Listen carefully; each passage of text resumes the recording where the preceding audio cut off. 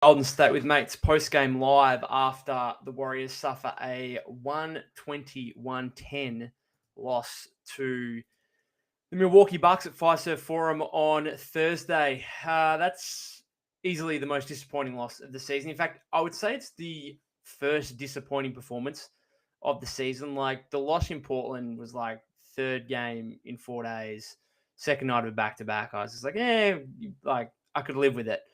This one's like Giannis. When Giannis is out, I'm like, okay, well, this is an easy dub. In fact, I don't know. Maybe it's just my arrogance getting to me, but going into the game, I was like, this game should be done by the end of the third. I do not expect the starters to have to play heavy minutes in this game. And then we get to the end of it, and we have Jimmy Butler playing nearly 37 minutes, Jonathan Kuminga playing nearly 34 minutes.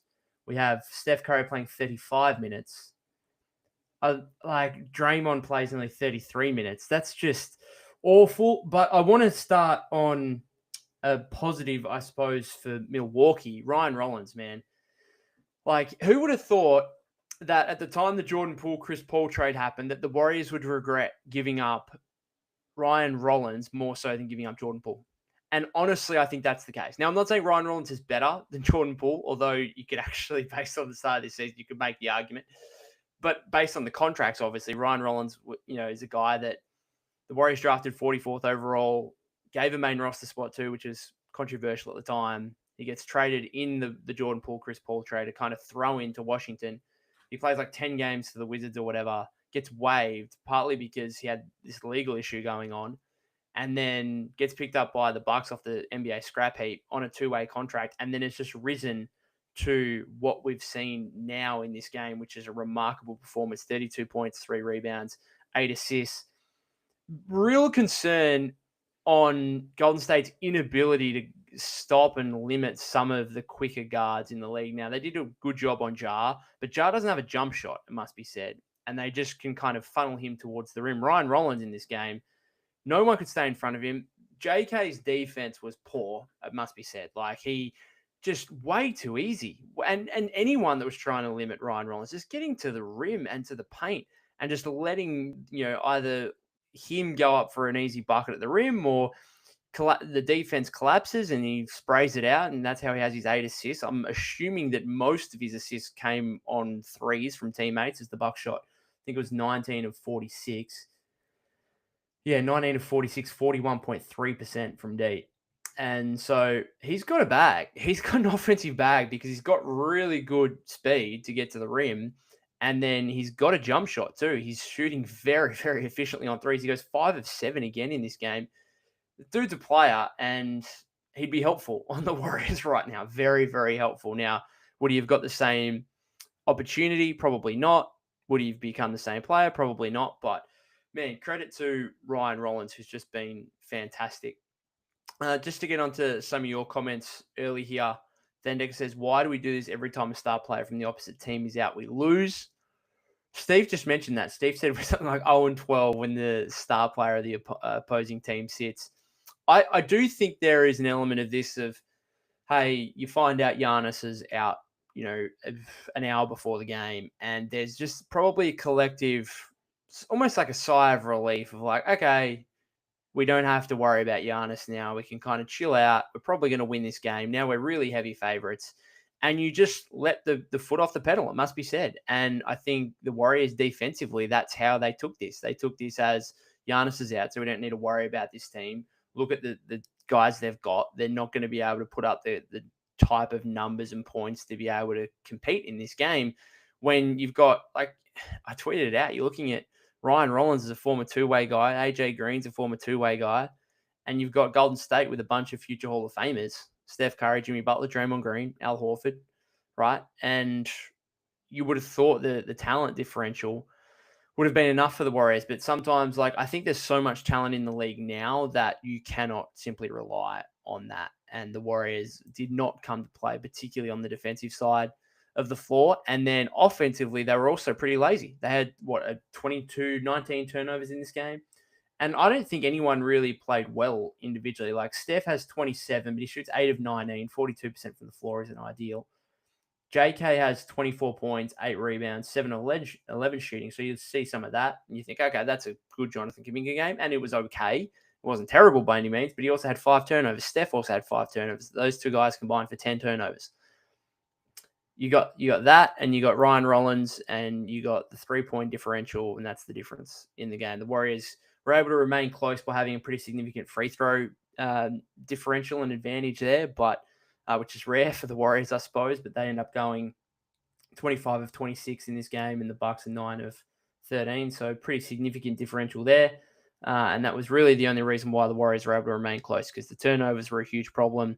The field goal percentage, the 3-point percentage was a real problem. Defense was a real problem. So just not really too many positives to take away from this game, it must be said. Empire says Kerr has to stop playing Buddy and GP2, especially in the same lineup. QP should have got more minutes. Bucks were making almost every shot on Horford, while Horford could only make one. The Horford had a couple of blocks in back-to-back possessions in the second quarter, but aside from that, was pretty average. Look, I'm not overly concerned about Al Horford. I'm very disappointed in the whole Quentin Post situation. So it's almost as if they were like, okay, we think Giannis is playing, so we're going to start Quentin Post. So they prepare to start with Quentin Post. And then when Giannis is not playing, they kind of roll it out in the start of the first and third quarters. But aside from that, I don't think Quentin Post played any other minutes in the game. Am I right in saying that? He started and he played less than 10 minutes. And I'm pretty sure they were the first 5 minutes of the game and the first 5 minutes of the third quarter. And this is the thing is, just because the matchup doesn't necessarily mean you have to play him. Like, if he's still one of your best guys, then why not put him on the floor, right? And in fairness, like 2 days ago against the Clippers, he was one of their best guys. Okay, 12 points and really excellent defense. I just thought, I suppose you can look at it and say, well, they got killed on the 3-point line, so maybe Quentin Post wouldn't have made much of a difference. But I think there's a inherent part of me that thinks you should just reward, in this situation, like good performances. And Quentin Post had a really good season best performance 2 days ago against the Clippers. Reward that. Give the guy more than 9 minutes and 39 seconds. You don't have to go small just because the other team doesn't have their unstoppable downhill force in Giannis Antetokounmpo. I was just disappointed because I think there's almost a moral factor of players. Like, you reward good performance. The Warriors are doing that with Jonathan Kuminga right now. Great. Like, why doesn't that translate to Quentin Post after a great performance on Tuesday against the Clippers? Just disappointed. Thendek says we are like 0-12 and the star player is out. I think Steve just picked that number out of his head, but yes, like, they clearly have an issue there. Our 2 losses are against fast young teams. We need to make some changes. Yeah, it's a good point. I think some of this stuff. So the Trailblazers' second night of a back-to-back, 3rd and 4 nights, and this one was a 3rd and 4 nights as well. There's clearly an element of that at play where Steve said after the game the Warriors were tired and fatigued. And when you combine the physical fatigue with Giannis is out, so there's like a mental fatigue of, all right, we can chill out now. We don't have to worry about things as much. I think that kind of comes into a game like this where the Bucks really get it rolling offensively. So very disappointing. Empire says this is about to be the same as last season. Warriors are going to be tired every 2-3 games. I'm going to chill out on that. Like, last season was obviously a huge fall off the cliff after they started 12-3, and then I think they went 13-26 in their next 39 games or something. I'm not overreacting. Is this a really disappointing loss? Yeah, absolutely. Are you just going to flat out have really disappointing losses across an 82-game season? Yes. Like, that's just going to be facts. You can't play well every game in the NBA. And so I'm not overreacting. This is disappointing, but this is going to happen sometimes with older teams as well. You just don't quite have it as much. We saw it with the Clippers. Like, the Clippers just didn't quite have it 2 nights ago against the Warriors, right? And the Warriors deserve some credit for that, but the Clippers weren't at their best. And the same can be said for this game. The Bucks took advantage of the Warriors not being at their best, must be said. And credit to them, but Golden State would certainly look at this game and say, hey, that was on us. We weren't beaten by Milwaukee. We beat ourselves with some lackluster defense and the turnovers. And so, like, just silly stuff. Like, really, like, I think the epitome of it was a couple of the throw ahead passes, the pods, thinking he was a like grade A quarterback, like trying to launch one, and he launched it 10 rows back, like in the first half. There's even one like game kind of slipping away, and Steph tries to throw it ahead to Jimmy and throws it way out of bounds. Just some really silly turnovers. Like some of the ones with JK were disappointing, where he's kind of driving towards the rim. And in fairness, some of the Kuminga stuff with the officiating in this game I thought was terrible. Like he had a really, what I thought was sweet footwork on a layup on Miles Turner in the second quarter, I think it was. And they called a travel. And I was like, it looked pretty, like, that looked like just a really good move. And then there was a couple other ones where there was like another turnover where I was looking and thinking, oh yeah, the one where he threw it to himself kind of thing. He got called for a travel. He put up a layup, it missed the rim, and then he caught his own shot. And then they showed the replay. I'm like, how is that not a foul? Like he just got slapped across the shoulder / arm. So I don't know. The Kuminga game was actually decent. And so it was JK, Jimmy, and Steph. Those three guys all played well, and everyone else. Pods, if you looked at Pods' numbers, 9 points, 5 rebounds, 3 assists, 3 steals, 4 of 8 shooting, you'd think that's not too bad. But he's almost doing more Kuminga things than, as Stan Decker asked, what did you think of Pods? Again, the numbers look okay, but he's almost doing more Kuminga-esque things than Kuminga. And what I mean by that is, like, there's some iffy shot selection. Like, he had one, I think it might have been first quarter, second. It was definitely in the first half. It was like a fadeaway jump shot from the mid-range. And I was like, that's exactly the stuff Steve doesn't want Kuminga to do. And now we've got Pods doing it. It's like Kuminga has reined himself in and becoming this really effective player. And Pods is like stepping up his Kuminga-esque faults, I suppose, in terms of some iffy shot selection and some questionable defense and turnovers and stuff like that. So, not a great performance from Brandon Bajemski, it must be said, even though the numbers would suggest it wasn't too bad. And in fairness, no one else played well. Like, again, the top three guys all put up numbers. Great. Draymond had 4, 4, and 6, and he had 7, 4, and 6, I should say. And 3 of those points came Warriors' first possession, I think. Really interesting rotation stuff here. Moody played less than 10 minutes in this game. So Moses Moody went in as initially questionable due to a thumb injury and some thumb soreness, which is to do with the surgery that he had on the UCL injury at the start of last offseason. And then he gets updated to available, but he plays less than 10 minutes in this game. Will Richard plays nearly 12 minutes, so more than Moody. Steve Kerr played 12 guys in the first half, and I don't like that at all. Like, you don't have to. So Gary Payton II doesn't play in the second half. Why does he play 3.5 first half minutes? I don't know. Clearly, you want to go away from him, but it's like, all right, we'll just give you a couple of donation minutes in the first half. Guy Santos plays 4 minutes. Again, this small ball lineup where him or Butler are almost the center at the start of the second quarter, essentially. Get rid of it. Like, play Quinton Post. Right? Like, get rid of Payton, get rid of Santos. You've got a 10-man rotation there. Play Moody more. Buddy wasn't great again, but you know what? He made 2 of his 4 threes. It wasn't horrific. He's in the rotation for the time being, whatever. Richard continued to play him for 12 minutes. Horford's the real plus-minus disaster to start the season. He went in, I think, as a -16 on the season, second worst of any Warrior player, and he's a -20 in this game. So the Horford stuff, he's 1 of 6 from the floor, 1 of 4. He had that one in the second half where I think he had Cole Anthony like sealed under the rim, and they got it into him, but it was kind of with a few seconds left on the shot clock, and he just rushed it, flat out rushed, like jumped up, caught it, and tried to shoot it in one motion and like airballed it completely. And it was like there was still 3 or 4 seconds on the shot clock where there was plenty of time to come back down with it. And again, you had Cole Anthony on you, could have just laid it in. Disappointing. But yeah, get rid of the Peyton Santos minutes and do what you need to do on a nightly basis. Probably play post more. It's very disappointing that kind of Steph, Jimmy, and Draymond had to be overworked in this game and you still lost by 10. That's the worst thing, is when those guys play a lot and you still lose. It's kind of a double loss in that scenario.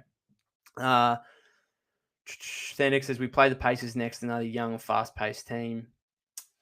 surely you remedy that and come out and play well and get a dub. 22 turnovers that led to 27 points. Yeah, big issue. Some of the rotations sucked.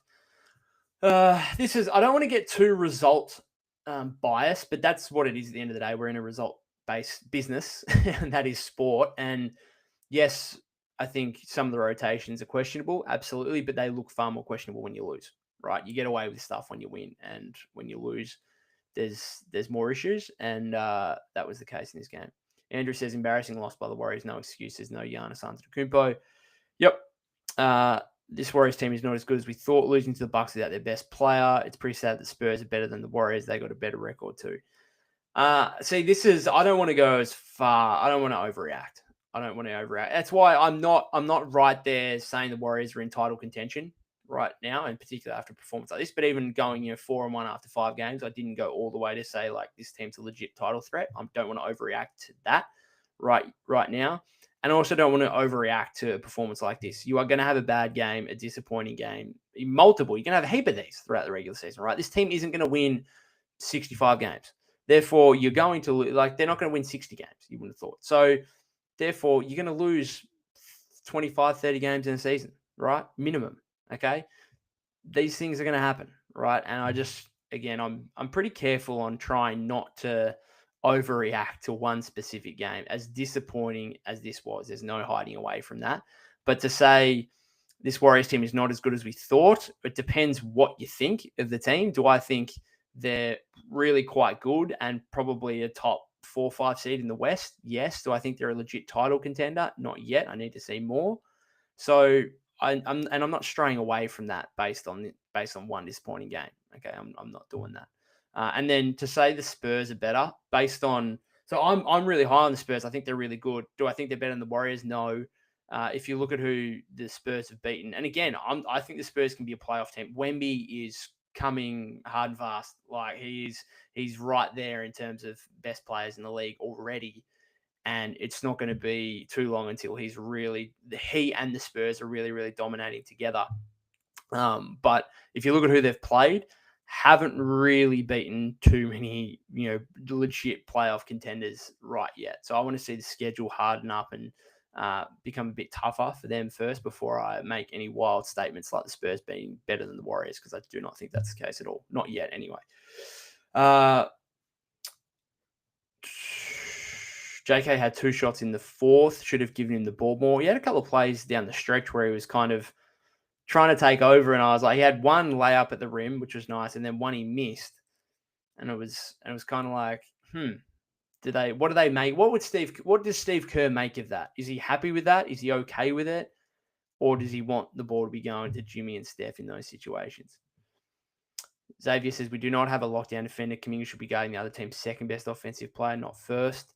It's depending on who it is, I think. I think a guy like Ryan, guys who have real speed, I think are tough for him. He's still more of a wing, like a big forward defender to me. He's like, if you went out and asked him to guard like Jaylen Brown, for instance, then I feel like that's Kuminga's kind of matchup. He's got the size and the athleticism for that. Does he have the smarts and the speed to stick with a 6'2", 6'3" guy like a Ryan Rollins? I don't know. Again, the Warriors did fairly well on Jar the other night. So again, do I want to take drastic conclusions from this game? Not necessarily. Then next says we play the Pacers on Saturday, then another back-to-back. The Spurs look good. Do you think they can win a series? They can if they want. And you know what I mean by that? They have, and I spoke about this on the Patreon earlier in the week, they have the contracts and the draft capital to go out and make a big trade if they want to accelerate their timeline, which I would do, because in today's CBA, you've got to try and make the most of really valuable guys that are on rookie contracts. So I would accelerate the timeline, and I would look to pull another fairly major deal if I'm the Spurs, after obviously acquiring Fox middle of last season. So if they want to win a series, I think they can, yes. But whether they do or not is a different story, because there's probably a chance they just say, all right, let's get Fox back in and let's have this season as another building year and then really have a crack next season. And of course, who knows what might happen during the next offseason in terms of trades and stuff like that. If Giannis becomes available, do the Spurs kind of put themselves in the Giannis mix? Possibly. Power says Kuminga needed more shots 9 earlier than sat too long. 24 points on 11 shots is very efficient. 7 of 11, 2 of 4. He started the game really well. Really, like his first stint was excellent. I think he had 9, 3, and assist. It was really like he had the one on Turner, where Turner's not a horrific defender, and JK just blew by him on the perimeter like he was nothing and had an open layup at the rim. Knocked down 2 of his threes again. That's the concern still, is that Jimmy, JK, and Draymond continue just to shoot the lights out from 3-point range, and it just will not sustain. So that's unfortunate. Again, Kuminga's rebounding was good, 8. Jimmy had 7 offensive rebounds in this game. A lot of them were kind of put back opportunities and stuff like that. So was Kuminga a little bit frustrated towards the end? Wanted a couple of more looks. I thought again he played fairly well in the flow of the offense. Was really patient. Got to the line, 8 of 8 from the free throw line. That's another underrated element with Jonathan Kuminga right now. He's making his free throws. So again, a Jonathan Kuminga game that's it's disappointing that there was a loss. Was it a great Jonathan Kuminga game? No, because you look at the 5 turnovers. Was he solid again? Yes, he was. Like you're playing him again for 30 plus minutes next game. His starting role is in no jeopardy. There's no doubt about that. Empire says Horford sits out every back-to-back, and Warriors got a lot of them close together. I think it's going to be hard for Horford to get into a shooting rhythm. Great point, because that's what I kind of brought up with. I think Stevie and I spoke about it after the Clippers game, because we were a little bit concerned with Horford's performance in that game, and it was kind of like, well, hang on. I know it seems like a long time ago. When a couple of games go by, it seems like a long time. But the game before the Clippers won, Al Horford was a huge part of beating the Nuggets in overtime. He had like 13 points, did a great job restricting Nikola Jokic. That was 2 games ago for Al Horford, right? And then he plays that game, and then he rests 2 games. He rests the 3rd and the 4th game of the season, which is remarkable to think about. But that's where he's at this stage of his career. And well, is it the Pacers and Suns coming up? What's the Warriors' schedule? Just double checking it.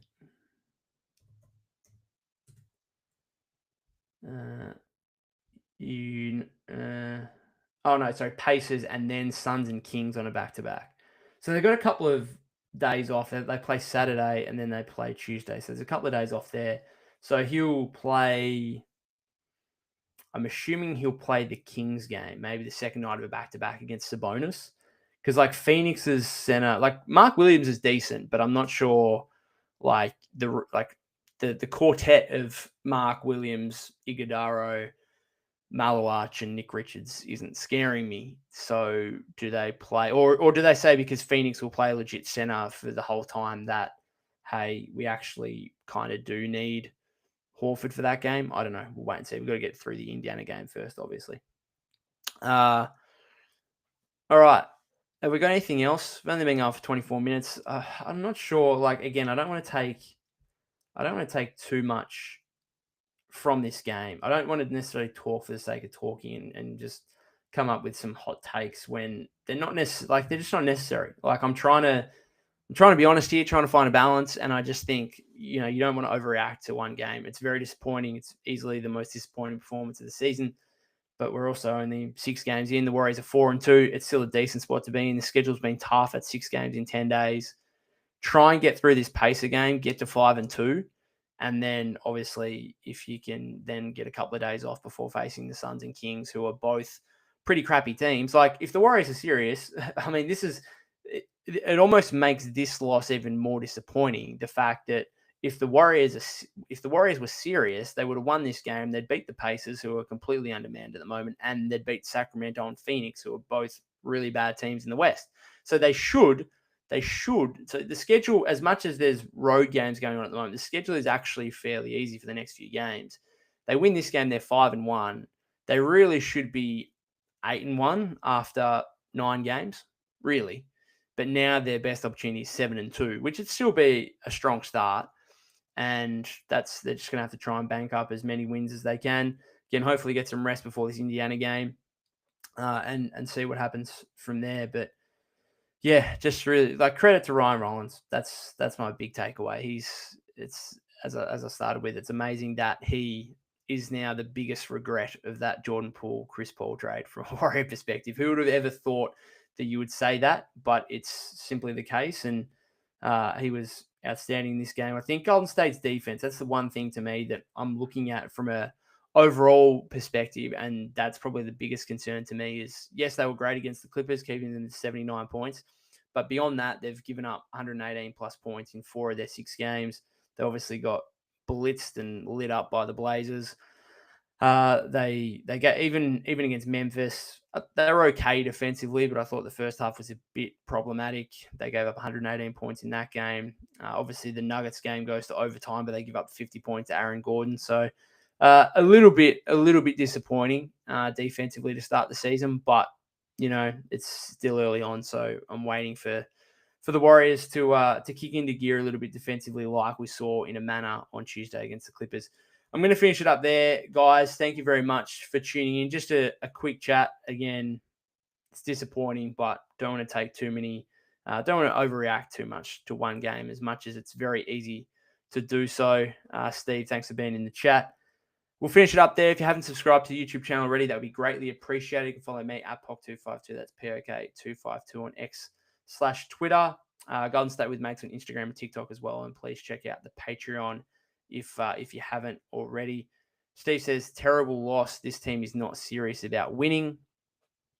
In this game, they weren't. No, I think they're serious overall. But in this game, again, I will go back to the fact, I think once you hear Giannis is out, that can be just a general sigh of relief, and that can bleed into the game in terms of a lack of focus and attention and attentiveness. So it's disappointing.